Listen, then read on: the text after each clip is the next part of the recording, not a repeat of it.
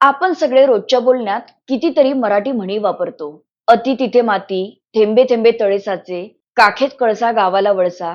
पण कधी विचार केला आहे का, या म्हणी नेमक्या कशा तयार झाल्या असतील किंवा त्यांच्या मागे कोणता अर्थ दडलेला असेल? आपल्या पूर्वजांनी फार थोड्या शब्दात आयुष्याचे मोठे मोठे धडे सांगून ठेवले आहेत. या म्हणी म्हणजे फक्त शब्द नाहीत, त्या आहेत अनुभवाची शिदोरी, शहाणपणाचा खजिना आणि जीवन जगण्याची शिकवण. आजच्या धावपळीच्या जगात आपण या म्हणी वापरतो खरे, पण त्यामागचा गाभा अनेकदा समजूनच घेत नाही. म्हणूनच तुमच्या आवडत्या गोष्ट सांगते ऐका चॅनेलवर मी घेऊन येत आहे एक नवीन खास मालिका, म्हणीन मागची गोष्ट.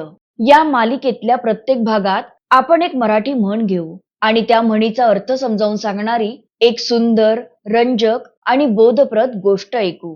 कधी गोष्ट असेल एखाद्या शेतकऱ्याची, कधी एखाद्या व्यापाऱ्याची, तर कधी एखाद्या गावातल्या साध्या माणसाची. पण प्रत्येक गोष्टीतून मिळेल एक मोठा जीवनधडा.